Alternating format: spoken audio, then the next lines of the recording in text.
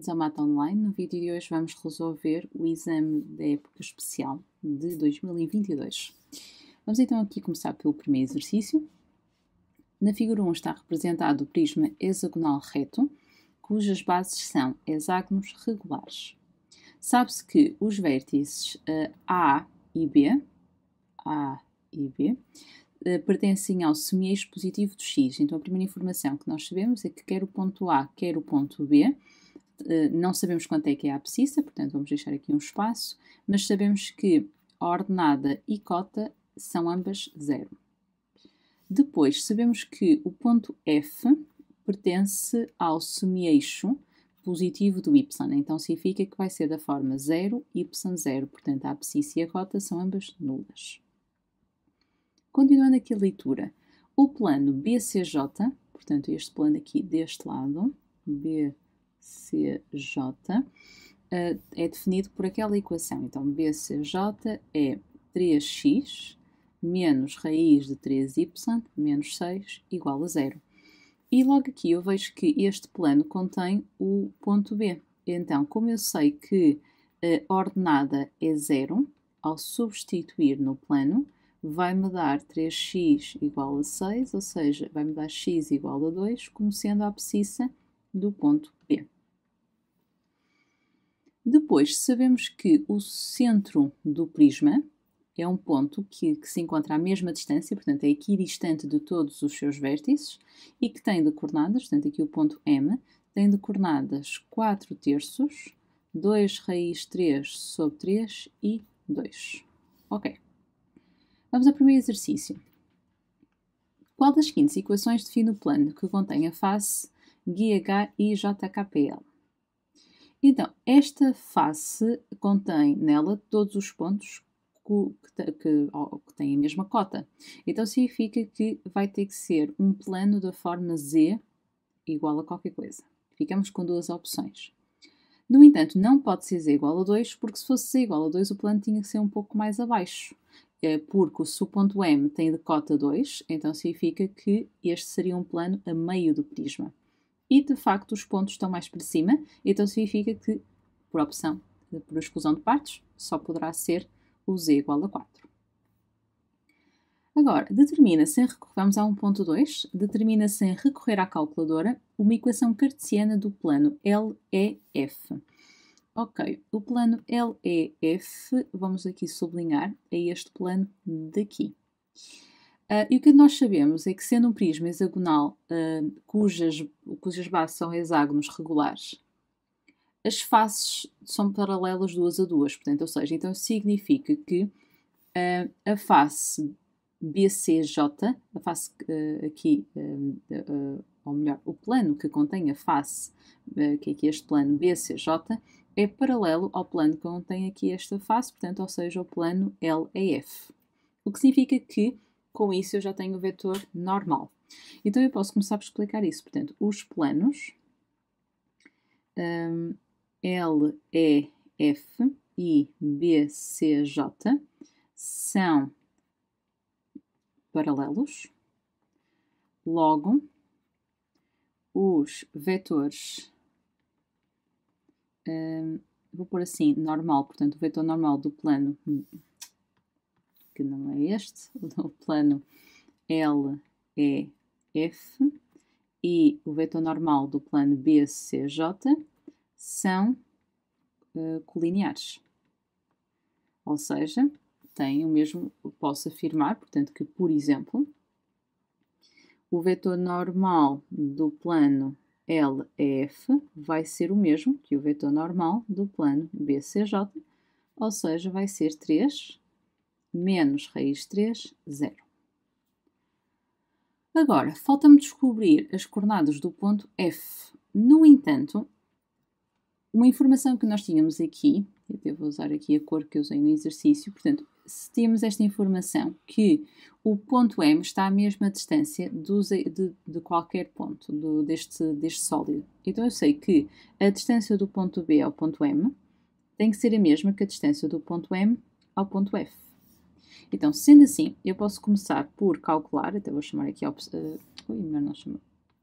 Vou começar por calcular o BM, Então significa que a distância do ponto B ao ponto M seria, não se esqueçam que já está aqui determinados os coordenados do ponto B, então fica 2 menos 4 terços ao quadrado, 0 menos 2 raiz 3 sobre 3 ao quadrado, mais 0 menos 2 ao quadrado, portanto usando aqui a fórmula da distância entre dois pontos, e aqui vamos ter que encontrar o mesmo denominador, portanto ficava 6 terços menos 4 terços dá 2 terços ao quadrado, mais menos 2 raiz 3 sobre 3 ao quadrado, mais menos 2 ao quadrado, ou seja, dá 4 nonos, mais, aqui ao elevarmos ao quadrado o sinal negativo desaparece, 2 ao quadrado vai dar 4 e raiz 3 ao quadrado fica 3, portanto, então fica 4 vezes 3 dá 12 nonos, porque o 3 ao quadrado vai dar 9, mais 4. Ou seja, fica 4 mais 12 vai dar 16 nonos. Aqui temos que encontrar também o mesmo denominador, portanto fica 36 nonos. E agora fazemos o 16 mais 36, que dá raiz quadrada de 52 nonos, ou seja, raiz quadrada de 52 a dividir por 3. Portanto, o que significa que agora eu posso usar que a distância do ponto M ao ponto F vai ter que também ser este valor, raiz quadrada de 52 sobre 3. Portanto, agora a distância entre o ponto M e o ponto F vai ficar 4 terços menos 0 ao quadrado, 2 raiz 3 sobre 3 menos y ao quadrado, mais 0 menos 2 ao quadrado, que vai ser igual a raiz quadrada de 52 a dividir por 3. Portanto, aqui vai ficar 4 terços ao quadrado.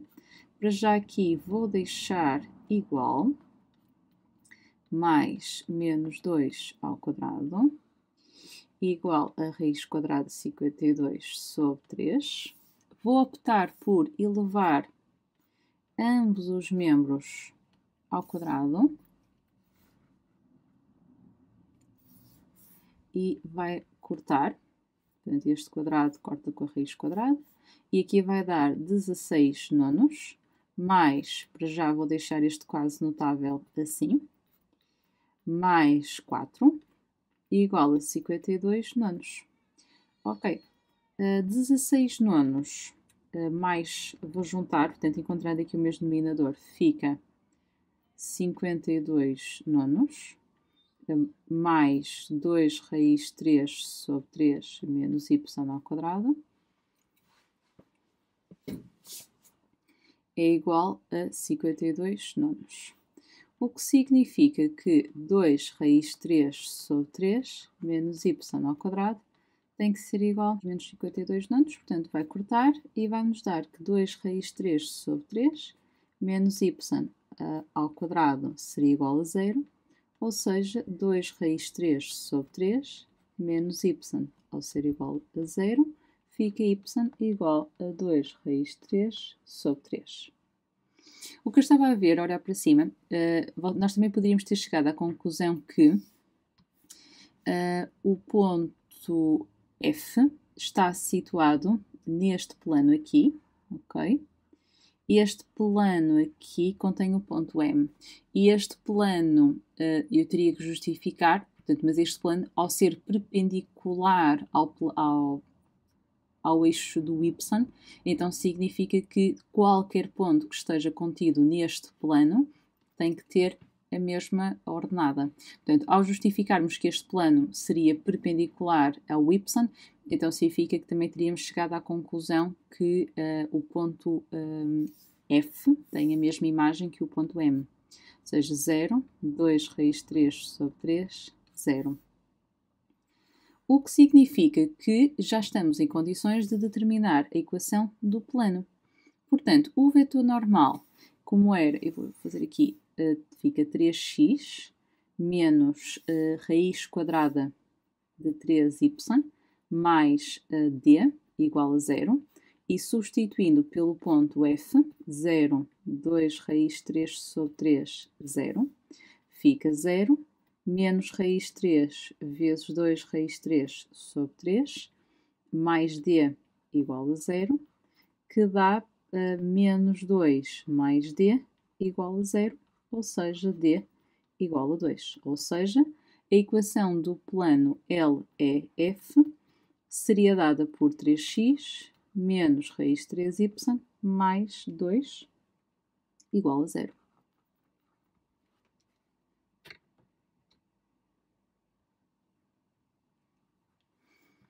Ok.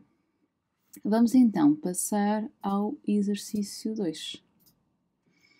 Na figura 2 está representado um triângulo ABC, inscrito numa semicircunferência de diâmetro AC.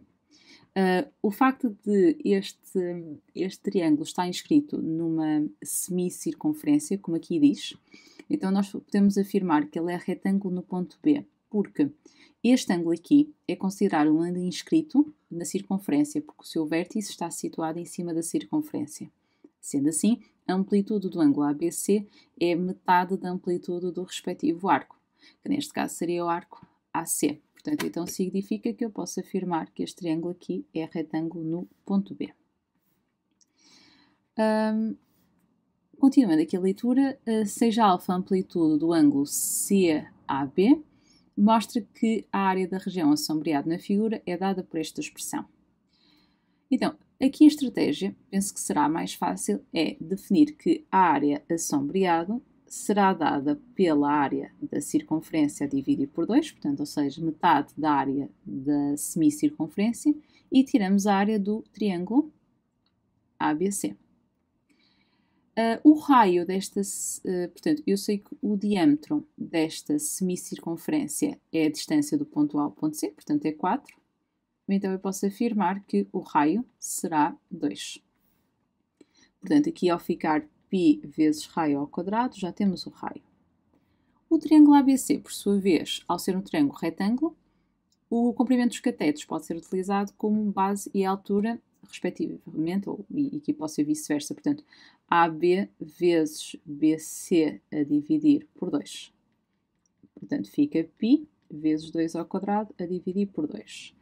Agora, relativamente a estes comprimentos, reparem que o facto de ele ser um triângulo retângulo, então eu posso definir que o BC representa aqui o cateto oposto ao ângulo, e o AB representa o cateto adjacente ao ângulo alfa, e o 4 aqui representa a hipotenusa. Ou seja, eu posso definir com o comprimento AB como sendo aqui o cateto adjacente, então significa que o seno do ângulo alfa é igual a cateto oposto a dividir por hipotenusa. Então, igual a cateto adjacente, ou seja, é igual a AB a dividir por hipotenusa. Portanto, AB vai ser igual a 4 cosseno de alfa. Agora, o BC sendo o cateto oposto, fica seno de alfa é igual a BC a dividir por 4. Ou seja, BC é igual a 4 seno de alfa. Portanto, recordo que eu não escrevi a fórmula, mas o seno de um ângulo é dado por o cateto oposto a dividir pela hipotenusa, e o cosseno de um ângulo é dado por cateto adjacente a dividir pela hipotenusa. Portanto, já posso completar aqui 4 cosseno de alfa vezes 4 seno de alfa a dividir por 2. Portanto, aqui vai dar 2π menos 16 seno de alfa cosseno de alfa a dividir por 2, ou seja, 2π menos 8 seno de alfa cosseno de alfa. Agora, para apresentarmos no formato que pede aqui no enunciado, eu vou ter que passar a segunda expressão para seno de 2α. E nós sabemos que isso representa a fórmula de duplicação do seno, ou seja, é quando temos, portanto, este 8 pode ser reescrito como sendo 4 vezes 2 seno cosseno, e por essa razão vai dar 4 seno de 2α, que era então aquilo que nós queríamos mostrar.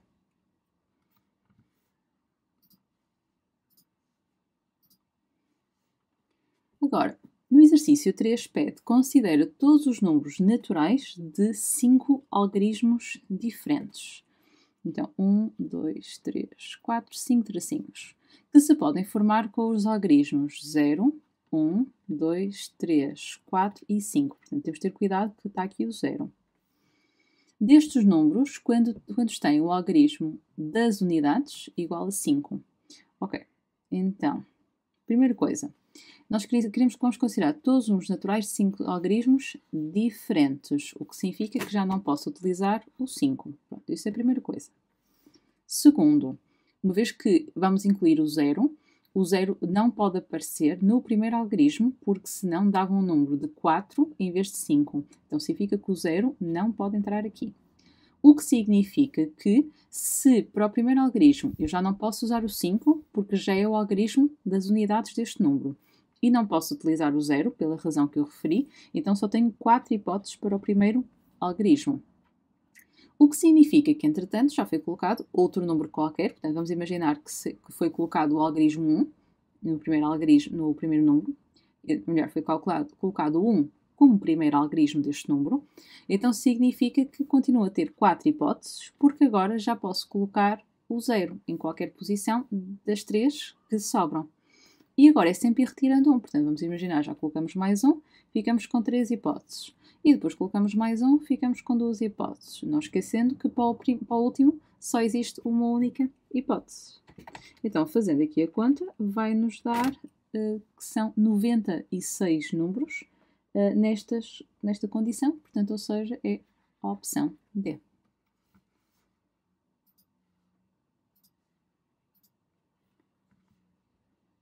Agora, uma empresa tem 60 funcionários. Todos trabalham 5 dias por semana, mas fazem-no em regimes diferentes, como a seguir se descreve. 40% trabalham todos os dias em regime presencial, ou seja, se fizermos 0,40 de 60, portanto, 40% de 60, então significa que 24 dos funcionários trabalham todos os dias em regime presencial. Depois, 25% trabalham todos os dias à distância. Então, 0,25 de 60. São 15. Então, neste momento, já temos aqui distribuídos 39 funcionários da empresa. Ok? Portanto, sobram 60 menos 39 que trabalham aqui no regime misto. 21 funcionários. Ok. Os restantes, então, trabalham 2 dias em regime presencial e 3 dias à distância. Portanto, então são estes tais 21 funcionários. Vou só confirmar novamente os cálculos. Portanto, há 15, 24 mais 15 dá 39, para 60 vão 21. Ok. Selecionam só caso 4 funcionários dessa empresa. A expressão seguinte permite determinar a probabilidade de serem selecionados no máximo 3 funcionários, portanto, nós vamos escolher 4. E aqui, esta expressão permite determinar a probabilidade de serem selecionados no máximo 3 funcionários, ou seja, no máximo significa que poderia ser não ser selecionado nenhum, 1, 2, ou então, lá está, no máximo 3. Funcionários que trabalham em regime presencial, pelo menos 2 dias por semana. Ok. Pelo menos 2 dias, portanto, pode ser 2 dias ou mais. Até pode trabalhar todos os dias da semana, os 5. Ok. Explica-se a expressão no contexto descrito. Reparem que logo aqui nós temos uma diferença no numerador. O que é que isso significa? Que a contagem foi feita, até porque eles utilizaram as 60 combinações de 4, que aqui representa a totalidade dos casos, não é? Que é o número de maneiras diferentes de fazer uma escolha de 4 diante de 60 funcionários. Portanto, todas as maneiras de fazer esse conjunto de 4. Retiraram, portanto, então significa que estão na situação contrária. A nossa situação aqui contrária era, seja, se aqui no máximo seriam escolhidos 3 funcionários, o que é que nós não estamos aqui a incluir? Uma situação em que os 4 funcionários trabalham em regime presencial pelo menos 2 dias por semana. Então, se formos pela situação contrária, ou seja, se formos determinar primeiro o número de funcionários, o número de maneiras de escolher 4 funcionários que trabalham neste regime de pelo menos 2 dias por semana e tirarmos a totalidade, vamos ficar com o contrário. Ou seja, no máximo 3 funcionários que trabalham em regime presencial. Então vamos começar, vamos ter que explicar cada um dos tópicos, ou seja, iniciar a regra de Laplace, explicar o número de casos favoráveis e explicar o número de casos possíveis, está bem? Portanto,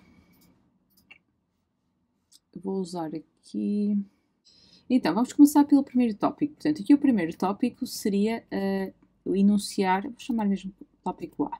Portanto, seria aqui enunciar a regra Laplace. Ou seja, então, a regra Laplace é o que nos justifica que a probabilidade de um determinado acontecimento seja dada pelo quociente entre o número de casos favoráveis e o número de casos possíveis, quando estes são equiprováveis e em número finito. Portanto, aqui o que vocês têm que fazer é dar exatamente a definição da regra Laplace que vocês aprenderam, que tenha no vosso manual. Então, vamos começar por escrever isso. Portanto, segundo a regra de Laplace, a probabilidade de um acontecimento, vamos aumentar aqui a caixinha, do acontecimento, é dada pelo quociente entre o número de casos favoráveis e o número de casos possíveis, quando estes são equiprováveis e em número finito. Ok. Então, está o primeiro tópico, enunciar a regra Laplace. Segundo tópico, vamos então explicar de onde vêm os 60 combinações de 4.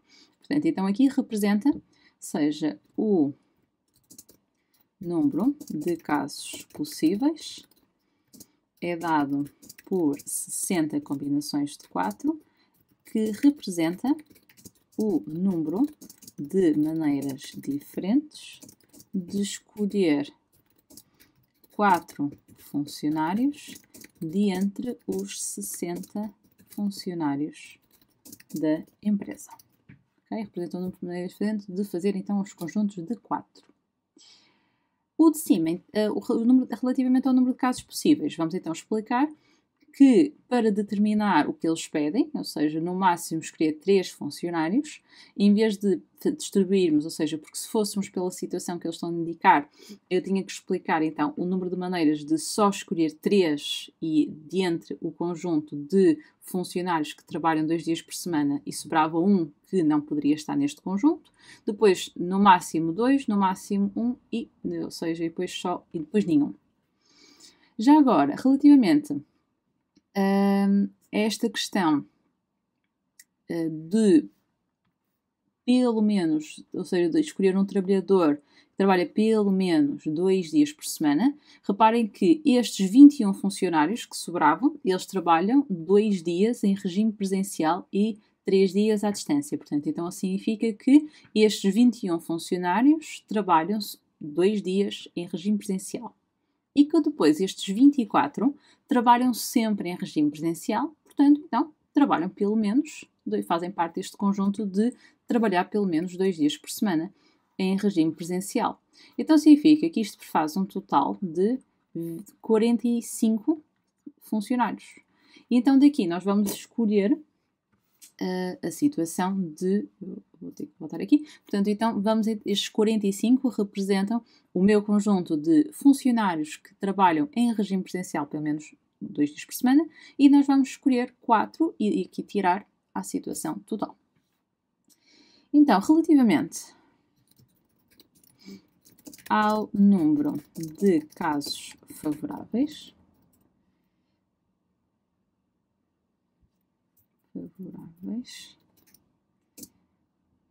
para determinar o número de maneiras diferentes de escolher no máximo 3 funcionários que trabalham em regime presencial,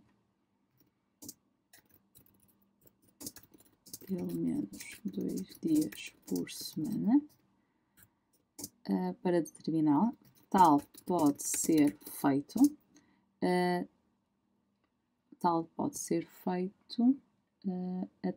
ou seja, o que nós vamos aqui explicar é que tal pode ser feito indo, ou seja, considerando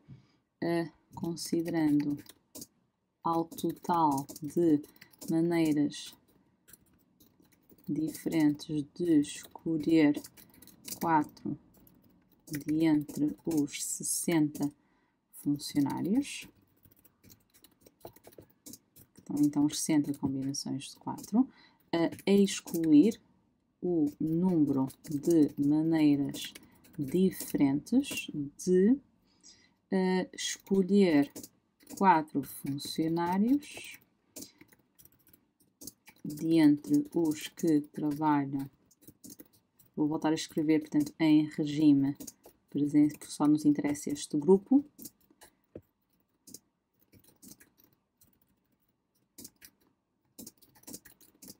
Portanto, excluir o número de maneiras diferentes, escolher 4 funcionários de entre os que trabalham em regime presencial 4 dias por semana, ou seja, de entre os 45 funcionários. E aí vocês podem dizer que representa 0,40 vezes 60 mais os 21, que deu então os 45. Também já está justificado em cima o cálculo que teria que ser apresentado, ou seja, seria dado por 60 combinações de 4 menos 45 combinações de 4. Ok, portanto, relativamente ao número de casos favoráveis, para determinar o número de maneiras diferentes de escolher no máximo 3 funcionários que trabalham em regime presencial, pelo menos 2 dias por semana, tal pode ser feito considerando ao total de maneiras diferentes de escolher 4 de entre os 60, excluir o número de maneiras diferentes de escolher 4 funcionários de entre os que trabalham em regime presencial. Ok?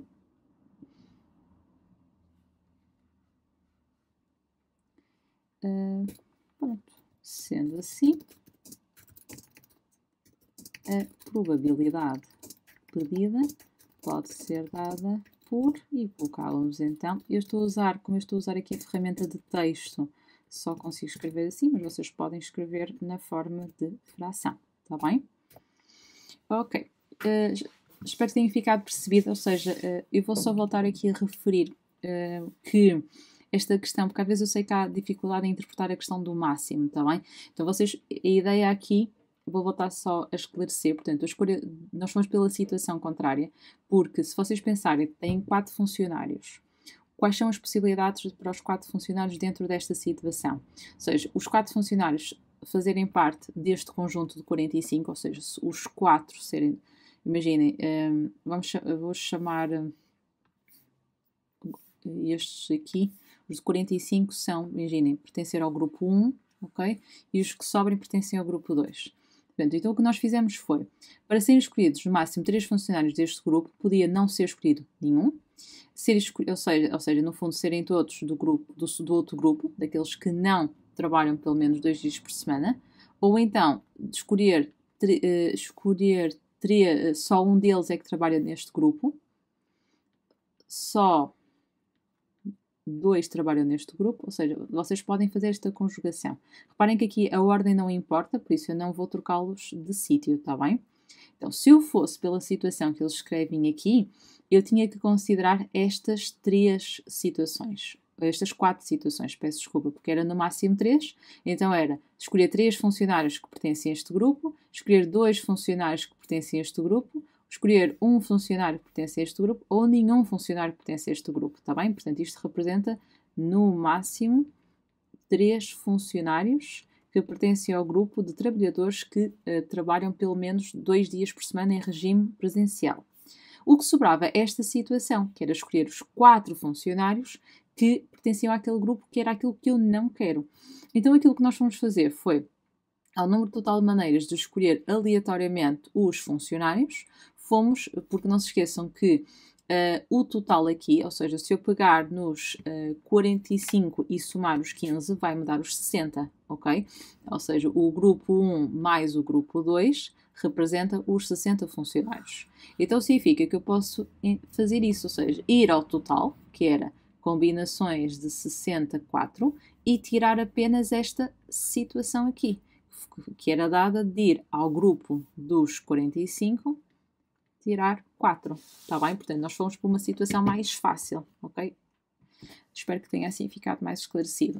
Eu estava a pensar mais em termos de texto, mas era isso que nós queríamos aqui. No exercício 5, seja ômega conjunto finito, o espaço amostral associado a uma certa experiência aleatória, sejam A e B dois acontecimentos independentes. Ok. Quando nos dá esta indicação, então se A e B são independentes, então significa que eu posso substituir a probabilidade de A interseção com B por P de A vezes P de B. Por outro lado, sabemos aqui que P de A é diferente de zero.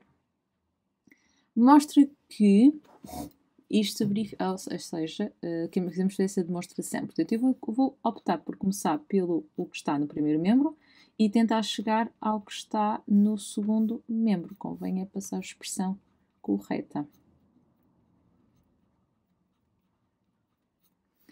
Então, sendo assim, vou só pegar no primeiro membro, portanto, significa que eu vou ter que obter isto aqui.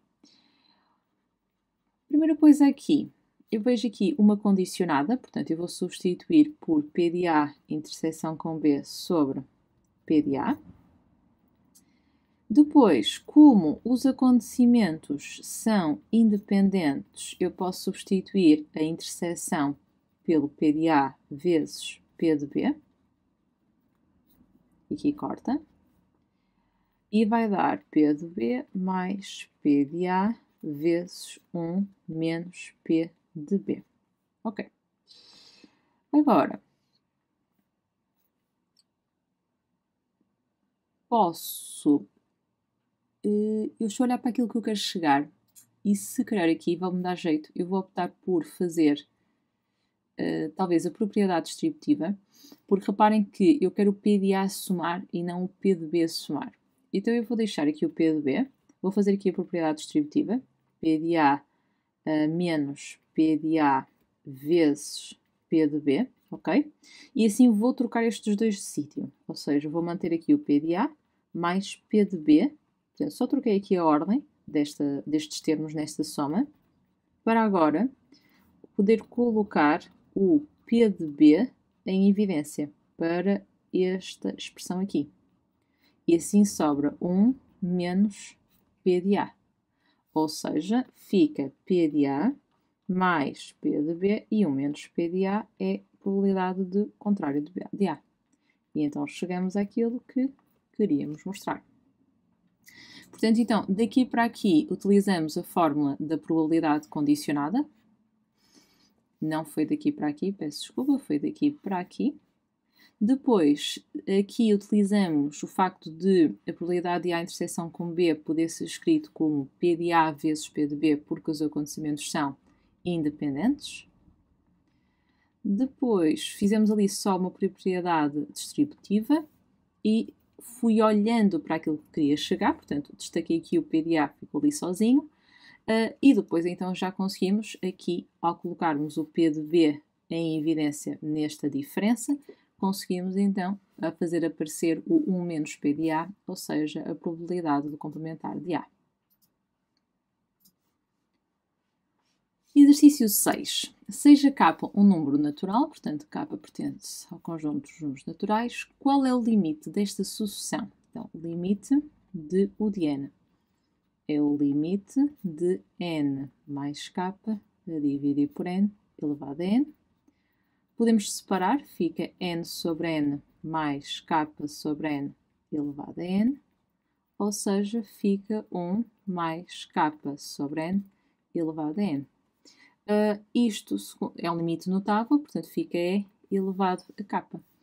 Tem no formulário, ou seja, dava a opção C.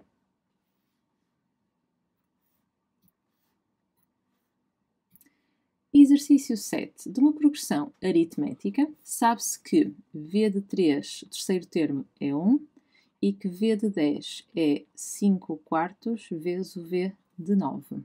Ok.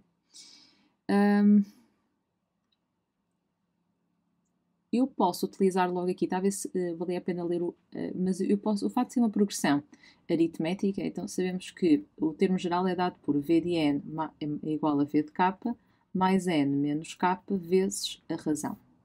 Então significa que aqui o V de 10 é como se fosse V de 9 mais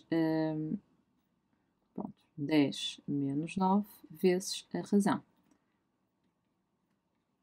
Ou seja, V de 9 mais a razão dá 5 quartos V de 9. E, portanto, passando V de 9, vou deixar que razão vai ficar aqui 5 quartos V de 9 menos V de 9. Ou seja, encontrando aqui o mesmo denominador, fica 5 quartos V de 9 menos 4 quartos V de 9, ou seja, a razão é 1 quarto de V de 9. Ok. Por outro lado, eu posso dizer que o V de 9 é igual a V de 3 mais 9 menos 3 vezes a razão. Ou seja, 1 quarto de V... não era aqui que eu queria substituir, mas se calhar vou fazer que V de 9 é igual a 4R, está bem? Que assim descubro a razão.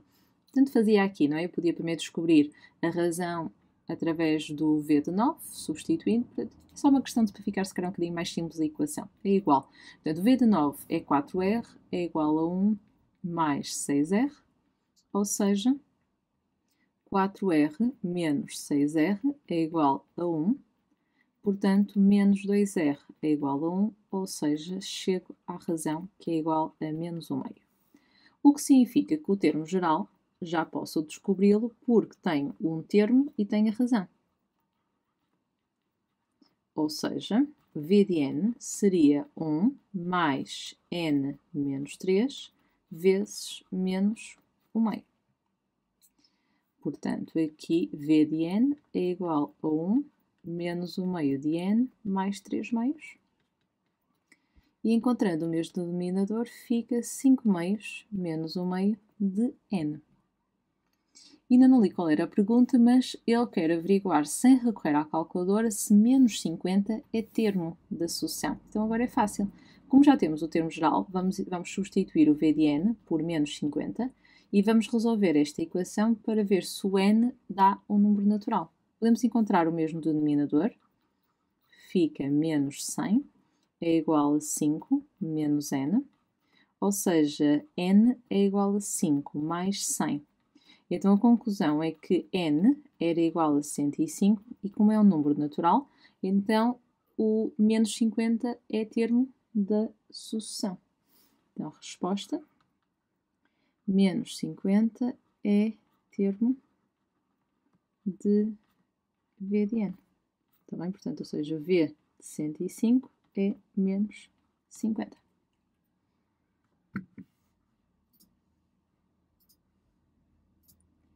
Ora, no exercício 8, diz-nos o seguinte. Em C, conjuntos complexos, considera o número complexo Z igual a E vezes E e E. Ok, portanto, então significa que temos que o módulo de Z é igual a E e sabemos que o argumento, um possível argumento deste número complexo é dado por E.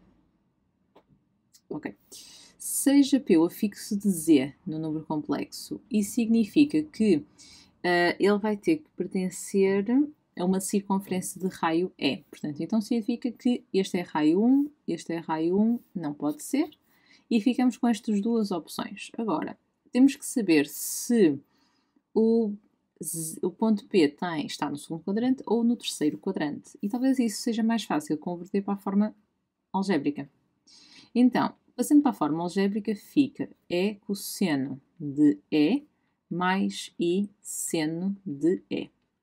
Aqui nós trabalhamos sempre em radianos, portanto o argumento é determinado como sendo um ângulo em radianos. Então eu vou à calculadora e vou ver quanto é que é. Portanto, colocando a calculadora em radianos, o cosseno de E dá aproximadamente menos 0,91 e o seno de E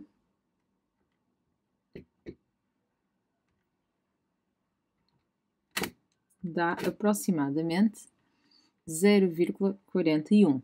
Então significa, e o R representa o módulo, portanto é sempre um número aqui positivo.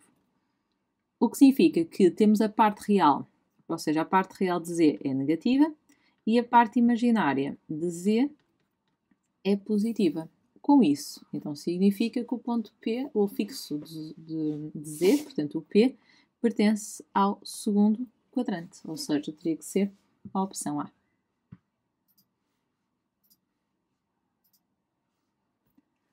No 9, em C, conjuntos de números complexos, considera os números complexos Z1 e Z2. Ok, então Z1 é dado por 1 mais i ao quadrado vezes 2 mais i elevado a 7. E vou optar já por simplificar. Aqui fica o caso notável, i ao quadrado mais 2i mais i ao quadrado vezes 2 mais i.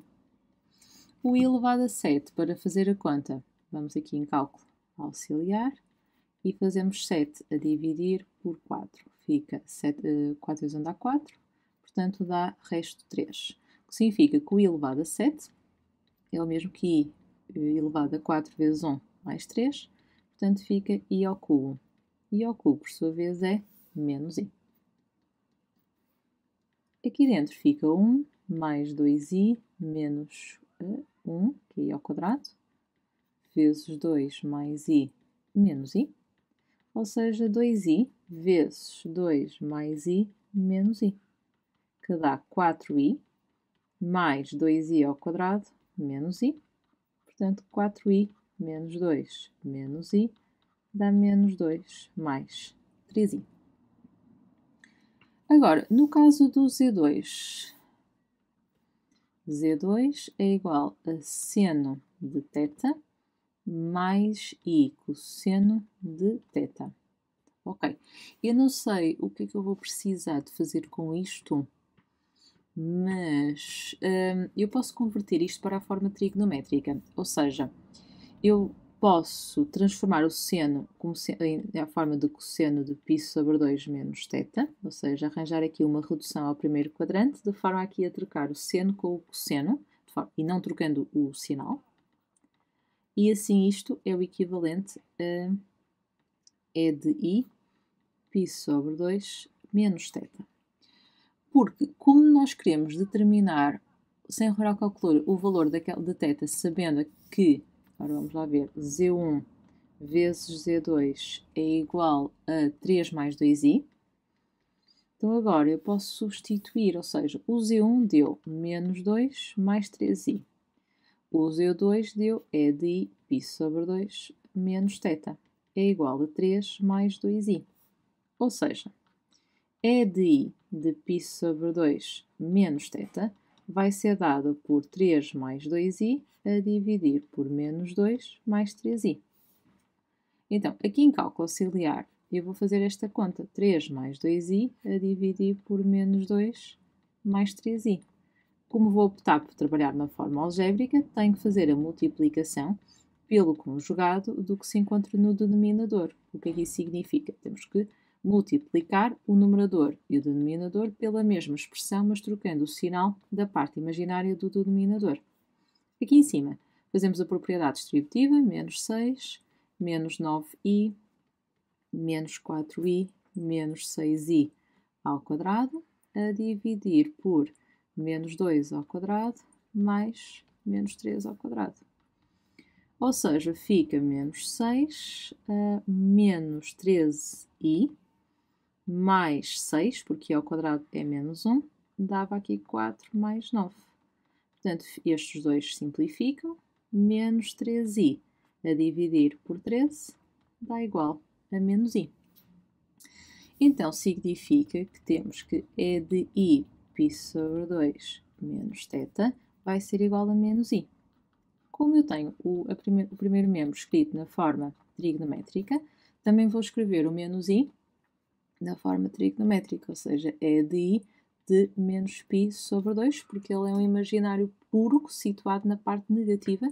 Portanto, o menos i está aqui, isto é o eixo imaginário, eixo real, e o menos i está aqui situado na parte negativa. Para fazer a igualdade dos números na forma trigonométrica, eu teria que ter módulo igual a módulo, que já tenho. Portanto, então agora, argumento é igual a argumento mais 2kπ, com k pertencente ao conjunto dos números inteiros. Ou seja, menos θ é igual a menos π mais 2kπ, com k pertencente a z, Passando o sinal negativo para o outro membro, ficava π menos 2kπ, mas como uma volta completa no sentido contrário ou no sentido positivo é a mesma coisa, eu vou optar por deixar mais 2kπ. Nós escolhemos o θ de forma a que este pertence ao intervalo de 0 a 2π aberto.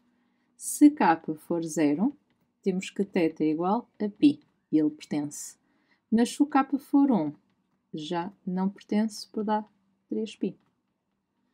Portanto, então significa que está determinada portanto, a resposta, o θ, é π.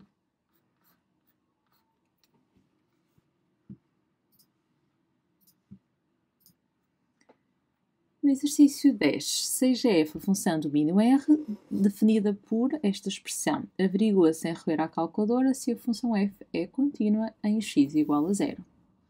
Começamos então por determinar que o f de 0, ou melhor, por escrever que f de 0 é 3/5, não é? E agora temos que determinar o limite quando x tende para 0. Neste caso, como é x diferente de 0, então não temos nem direita nem esquerda, portanto é só limite quando x tende para 0 de f de x, que dá, vamos buscar então a expressão de cima. Podemos passar aqui este 3 que está aqui para fora do limite, e assim ficamos só com x a dividir por e de 5x menos 1. Vou multiplicar o numerador por 5, e para isso vou ter que compensar multiplicando o denominador, mas posso fazê-lo aqui ao lado, para passar o 5 para fora. E vamos ficar com 5x a dividir por e de 5x menos 1. Se eu fizer aqui o inverso, 1 a dividir por limite quando x tende para 0 de e de 5x menos 1 sobre 5x, o que eu tenho aqui em baixo é um limite notável, porque mesmo multiplicando por 5, este limite continua a tender para 1. Então fica 3/5 vezes 1 sobre 1, que dá 3/5. Então, como o f de 0 é igual ao limite de quando x tende para 0, de f de x, então posso afirmar que f é contínua em x igual a 0. Não se esqueçam que é importante escreverem a conclusão. Neste caso, a conclusão vale 2 pontos.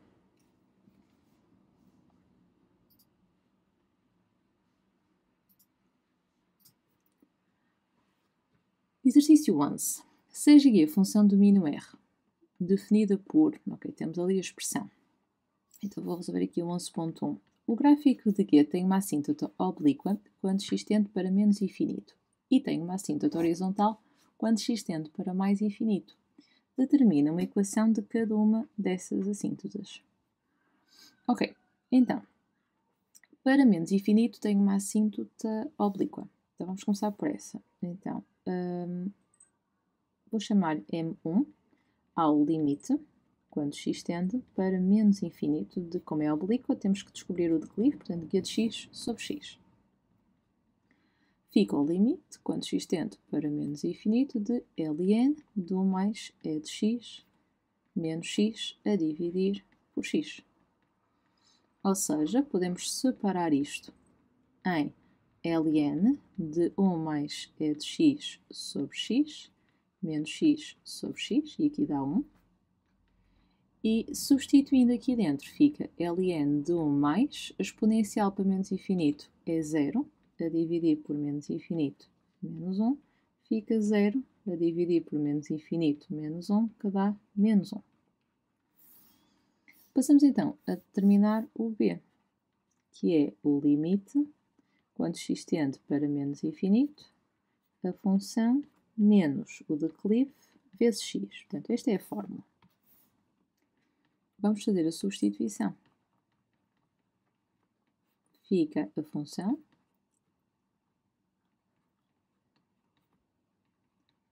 menos declive vezes x. Ou seja, fica o limite, quando x tende para menos infinito, de ln de 1 mais e de x mais x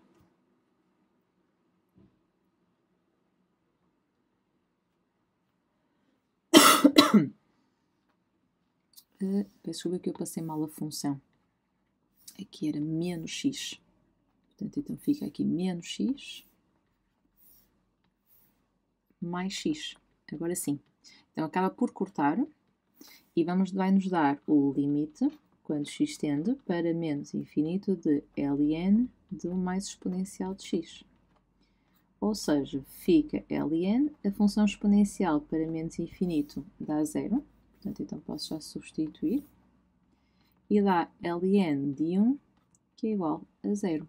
Portanto, a reta de equação y igual a menos x é a assíntota oblíqua do gráfico de f quando o x tende para menos infinito. Agora, também tenho uma assíntota horizontal para mais infinito. Então, para mais infinito, vamos considerar que o declive é 0 e vamos só calcular o b, fazendo o limite quando x tende para mais infinito da função. Vamos ver se eu não me engano agora. Limite quando x tende para mais infinito de ln de 1 mais e de x mais x. Substituindo,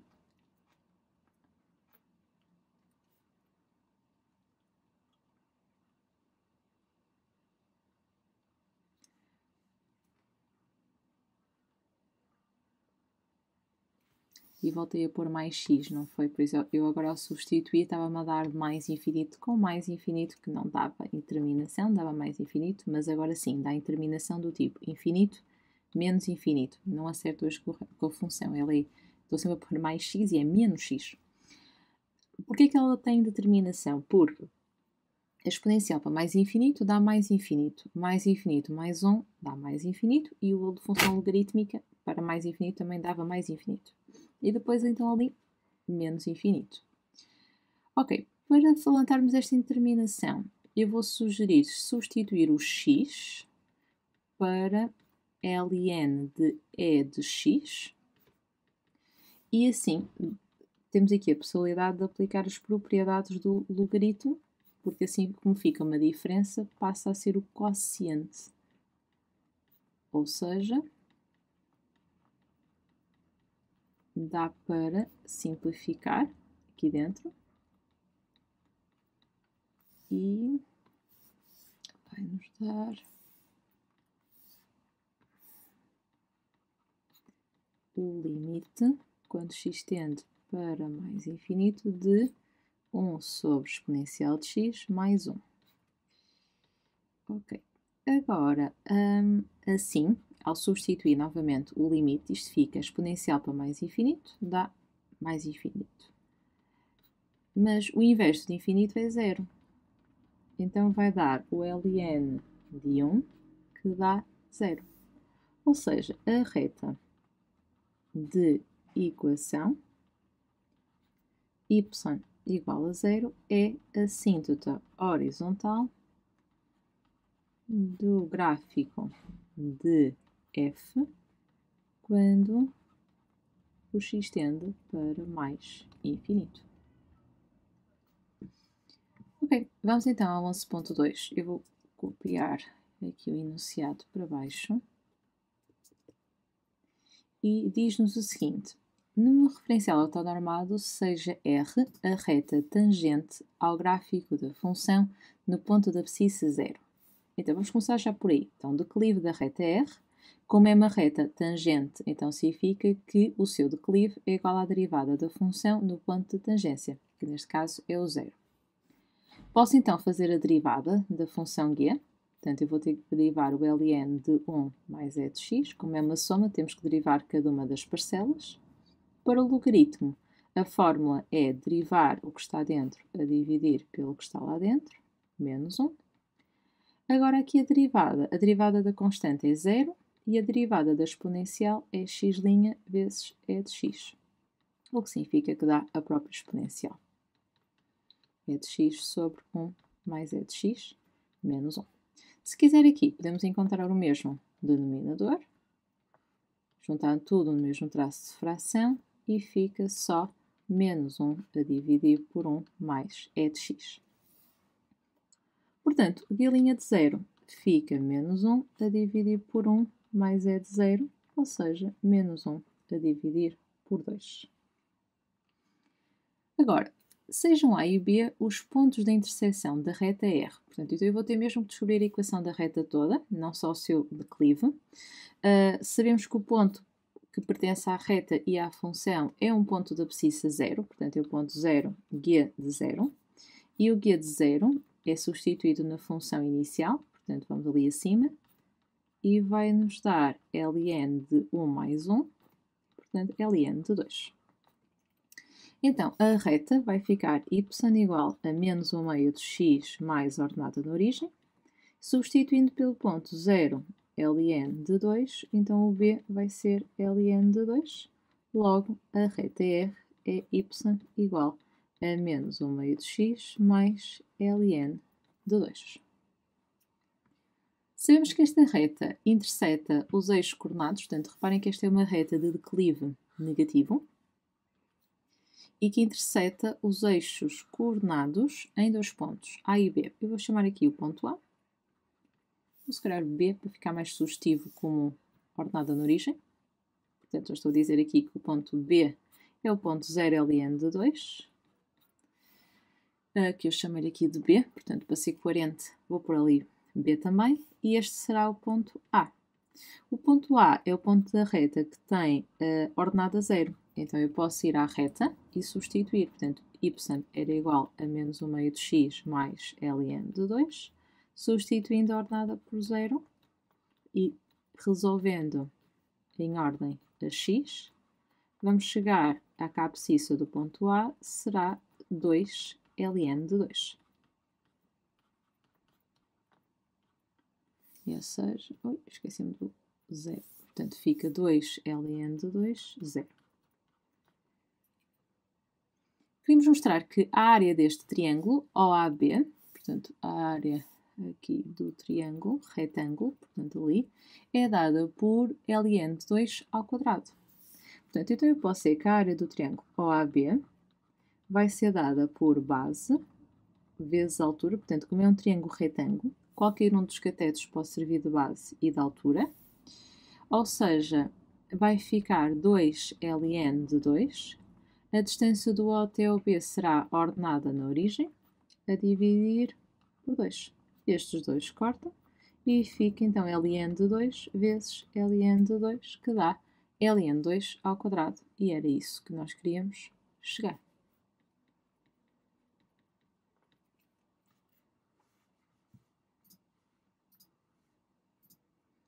Na figura 3 estão representados em referencial ortonormado parte do gráfico da função h e uma reta s. A função h do domínio R é definida por x ao quadrado. A reta s tem um declive positivo m e interseta o gráfico da função h nos pontos A e B.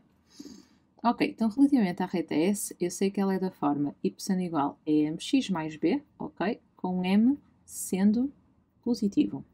E sei que passa no ponto A de coordenadas menos 1, 1. Então fica 1 é igual a menos x mais b, portanto,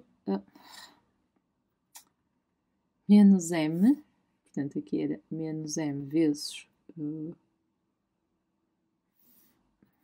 ok, vamos lá fazer isto direitinho, é m vezes menos 1, agora sim, mais b, portanto 1 é igual a menos m mais b, ou seja, 1 mais m é igual a b. Logo, fica y igual a mx mais 1 mais m.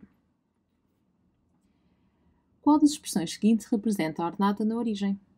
Pronto, então acabei por resolver, nem sabia o que é que vinha a pedir, portanto já está. A ordenada na origem é dada por 1 mais m.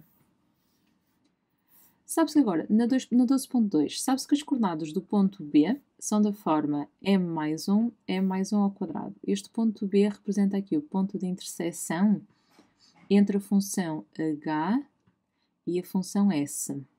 Ok. O considera o ponto C, que é a projeção na projeção ortogonal de B sobre o eixo de y. Então significa que é um ponto, projeção ortogonal significa que ele tem que ir sempre a direito em relação ao reta que estamos a dizer. Portanto, então, neste caso, este é o ponto C. Portanto, o ponto C tem a mesma ordenada que o ponto B, mas está em cima do eixo. Então, é da forma 0, m mais 1 ao quadrado. Determina, recorrendo às capacidades gráficas da calculadora, o valor de m, para o qual a área do triângulo ABC, ok? Então, a área deste triângulo é 4, sabendo que existe e é único. Então, a área daquele triângulo, do triângulo ABC, ele vai ser aqui um triângulo obtusângulo, portanto, eu para descobrir a altura, eu vou ter que fazer, se considerar aqui o BC como sendo a base, a altura vai estar na perpendicular em relação à base. Então, esta vai ser a altura.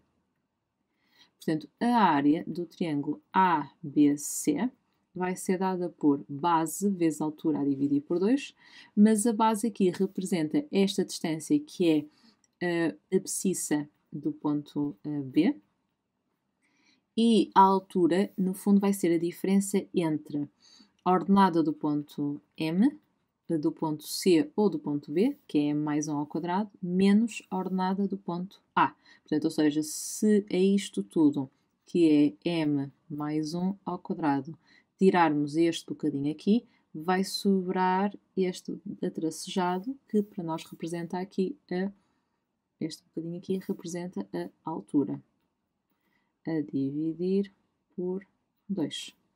E nós queremos que a área seja 4. Então significa que esta poderá ser, se quiser vocês podem simplificar aqui um bocadinho, ou então meter logo na calculadora, mas m mais 1 ao quadrado menos 1 é o mesmo que ter m ao quadrado mais 2m mais 1 menos 1. Portanto, fica m ao quadrado mais 2m a dividir por 2.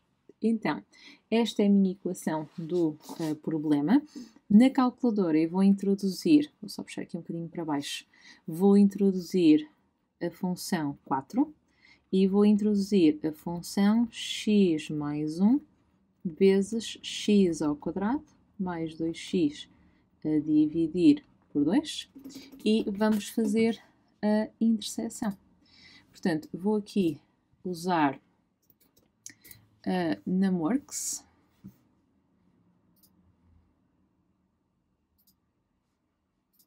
Ok. Vamos então introduzir as duas funções.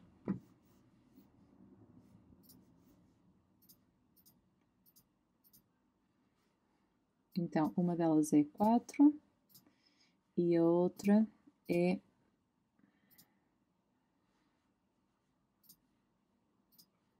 x mais 1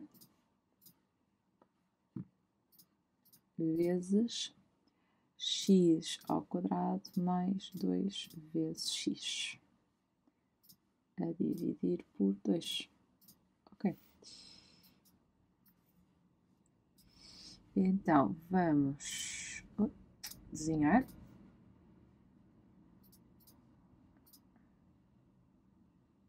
Vamos agitar a janela, porque uma delas é uma reta y igual a 4. Portanto, vou pôr aqui, por exemplo, de menos 5. Não preciso tanto, mas é só para ficar menos 5 a 5. Ok, e já temos ali o ponto de interseção. Como sabemos que é único, então não precisamos procurar mais. Sendo assim,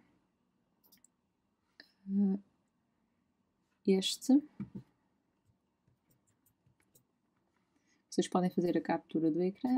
Eu vou fazer assim, desta forma, só para ser mais rápido. E temos então aqui o nosso gráfico. Ou seja, esta representa a nossa função y1, esta representa a função y2 e esta representa o nosso ponto de interseção. Ok. Então, sendo assim, o ponto de interseção tem que ser dado, portanto, reproduza os gráficos na calculadora e apresenta a abscissa do ponto relevante com arredondamento às milésimas. Então, significa que a abscissa deste ponto seria dado por 1,166. Agora, a resposta tem que ser dada com arredondamento às centésimas. Portanto, atenção a isso, que isso faz toda a diferença, porque é descontado o número, com base na forma como eles querem que vocês apresentem os resultados. Ou seja, a abscissa do ponto relevante é com arredondamento às milésimas. Agora, a resposta é o valor, neste caso de m, que resulta aqui da interseção entre os dois gráficos, e o m será dado com arredondamento às centésimas. Então, o m será 1,17. Seja aqui agora no 13 uma função de domínio R+, cuja derivada de domínio também R+, é definida por aquela expressão. Estuda sem recorrer à calculadora a função G quanto ao sentido das concavidades do seu gráfico e quanto à existência de pontos de inflexão. Na sua resposta, apresenta os intervalos em que ela tem concavidade voltada para baixo, para cima e as abscissas dos pontos de inflexão. Para fazer este estudo, nós vamos precisar da segunda derivada. Então, temos um quociente, portanto, vamos aplicar aqui a regra. Esta regra está em formulário de exame. E fazemos então a derivada do numerador vezes o denominador e depois trocamos, ali com um sinal negativo entre eles os dois, a dividir pelo quadrado do denominador. Vamos fazer aqui a derivada desta diferença. A derivada de x é 1. A derivada da exponencial temos que derivar o que está no expoente e multiplicar pela própria exponencial. E ali fica vezes 1. Ou seja, vai dar 1 menos 3 é de 3x vezes x, menos x, desembaraçando aqui de parênteses, mais exponencial de 3x, e desembaraçando também ali dos parênteses, fica x, menos 3 é de 3x, vezes x, menos x, mais exponencial de 3x. Tudo a dividir por x ao quadrado. Estes x vão simplificar, e sobra-me, posso colocar exponencial, no que sobra posso colocar exponencial em evidência e fica menos 3x mais 1, deixo dividir por x ao quadrado. O domínio aqui da derivada, da segunda derivada, vai ser também R+, vai ser o mesmo que o domínio. O domínio seria R exceto 0, porque tínhamos que retirar o denominador, eu quero o exceto 0, mas vai manter o domínio aqui da função e da derivada. Isto porque, então, a tabela terá que ser construída. E aqui vocês podem... nem sempre faço assim, portanto, há várias maneiras de vocês construírem a tabela, mas uma delas será apresentarem o sinal para o numerador, o sinal para o denominador e depois apresentar um sinal em conjunto que, no fundo, corresponde ao sinal da derivada, neste caso, para depois, então, chegarem às concavidades da G. Se quiserem, podem só fazer esta segunda parte da tabela, desde que esteja clara a justificação em termos do sinal. Para preencher a tabela, nós vamos precisar dos zeros de G, duas linhas. Então, a derivada porque os zeros da segunda derivada são os candidatos aos pontos de inflexão. Então, para encontrarmos aqui os zeros, vai dar numerador igual a 0 e denominador diferente de 0, sendo que o x tem que ser positivo. Aqui aplicamos a lei do anulamento do produto. E aqui fica x diferente de 0, mas como o x tem que ser positivo, então estas fica só, entre elas as duas fica só x maior que 0. Exponencial nunca se anula e por isso esta equação é impossível e fica aqui x igual a 1/3, considerando que o x tem que ser positivo. Então, positivo, portanto, não é definido aqui. E a função G também tem domínio R+. Colocamos aqui 1/3. Que será o zero, portanto, a função exponencial é uma função sempre positiva, portanto, o sinal será dado pelo gráfico de menos 3x mais 1. que é uma reta com declive negativo e que passa então em 1/3, o que significa que ela começa por ser positiva e depois fica negativa.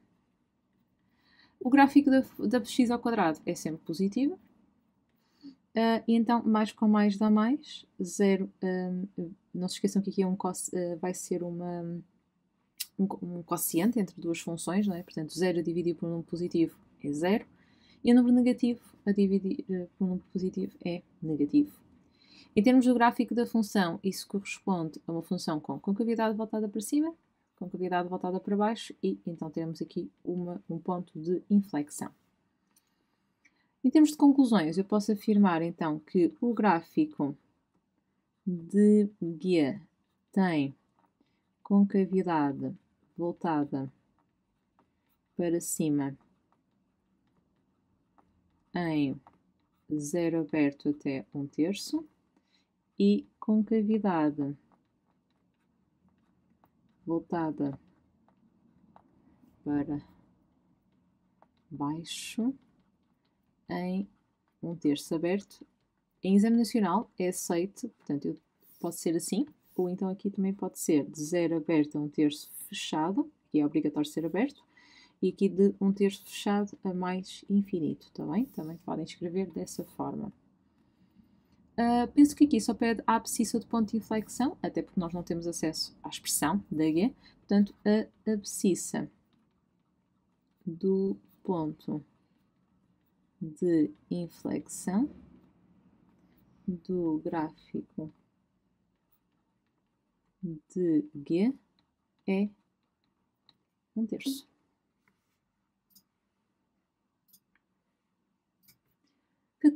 Determina sem recorrer à calculadora o conjunto dos números reais que são solução desta equação. Como tem logaritmos, primeiro ponto, calcular o domínio.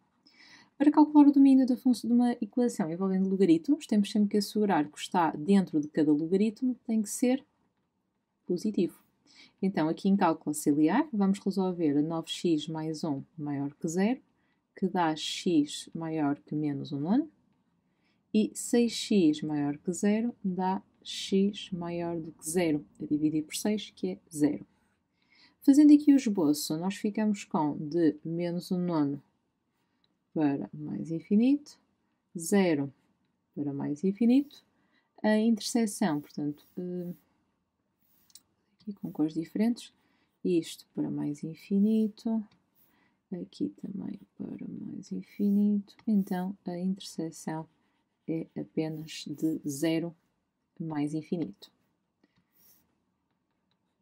Ou seja, o domínio vai ser R+. Muito bem, sendo assim, já podemos começar a resolver. Para resolver, eu acho que é mais fácil passar este 1/2 para este lado, ou seja, este 2 passa para este lado, no fundo, a multiplicar, porque se eu passasse 1/2 diretamente aqui para o expoente, ficar aqui com uma raiz quadrada. Não é que acha problema, depois eu arranjo forma de retirar a seguir, mas já que tenho esta possibilidade de trocar aqui este 1/2 de sítio, vou fazê-lo. E agora sim, vou aplicar aqui a propriedade de passar para o expoente, fica aqui ao quadrado, e assim posso retirar no passo a seguir os logaritmos. Fica 9x mais 1 igual a 36x ao quadrado, e isto vai dar uma equação completa de segundo grau. Vamos aplicar a fórmula resolvente, fica x igual a menos 9, mais ou menos, raiz quadrada de 9 ao quadrado, menos 4, eu peço desculpa, esqueci-me aqui de pôr que o x tem que pertencer ao domínio. Então aqui menos 4 vezes a vezes c, a dividir por 2 vezes a. Uma vez que já coloquei a fórmula resolvente, posso agora ir à calculadora gráfica e concluir a resolução desta equação. E chego à conclusão que x é igual a 1/3 ou x é igual a menos 1 sobre 12. Como o x tem que pertencer ao domínio e o domínio só aceita números reais positivos, então chegamos à conclusão que o conjunto de solução desta equação é dado por 1/3.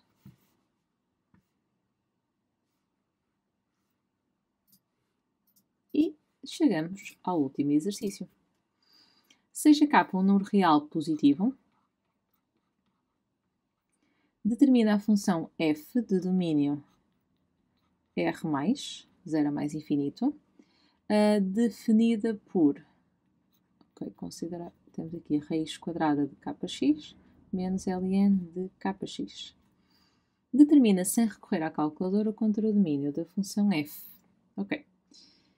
O contradomínio da função, se nós não pudermos recorrer à calculadora, então nós temos que encontrar aqui alguns cálculos, ou seja, alguma forma de fazer a mesma análise do gráfico.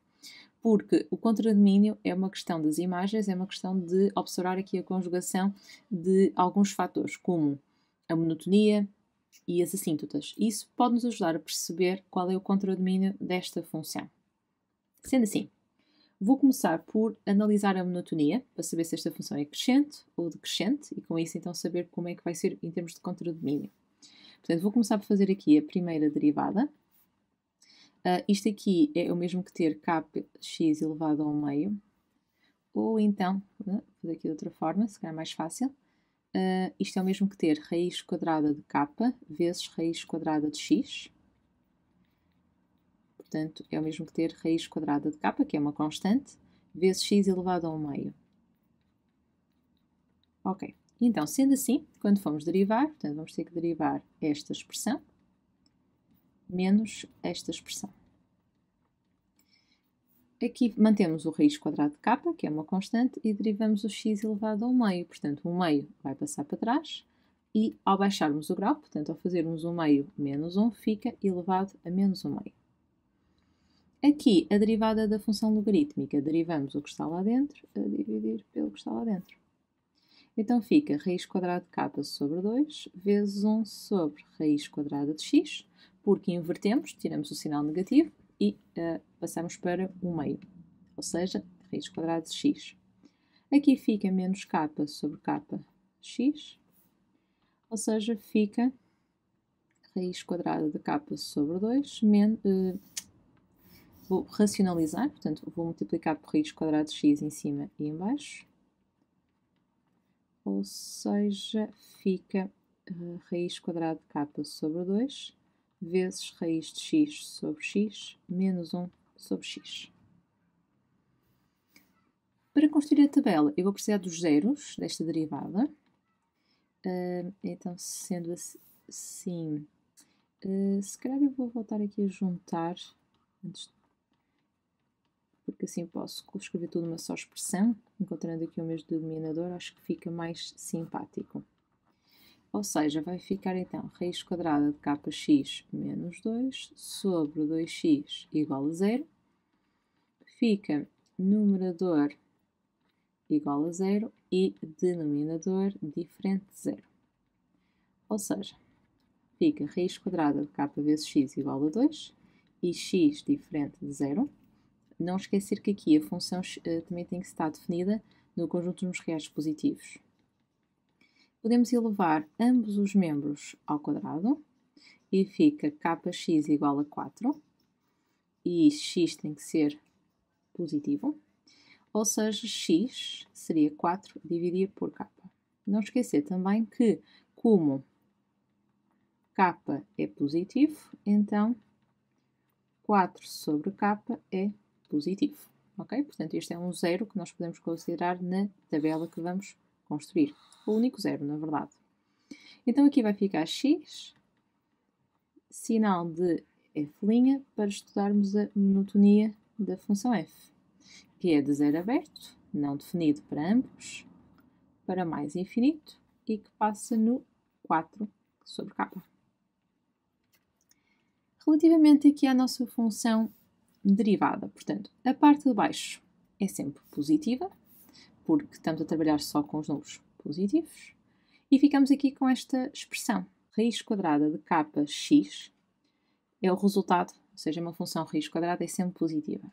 Portanto, raiz quadrada de kx menos 2 vai ser sempre superior a menos 2. Se nós formos representar,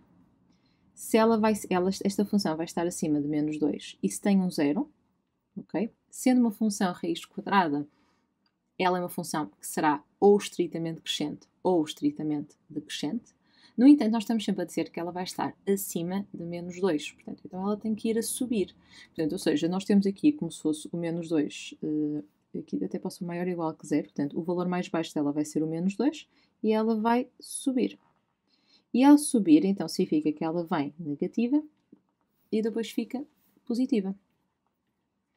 Portanto, significa então que menos mais temos uma função que é estritamente decrescente e depois crescente. O que é que isso significa aqui? Que ela vai ter um mínimo, mas este vai ser até um mínimo absoluto, ou seja, o valor mais baixo que esta função pode assumir.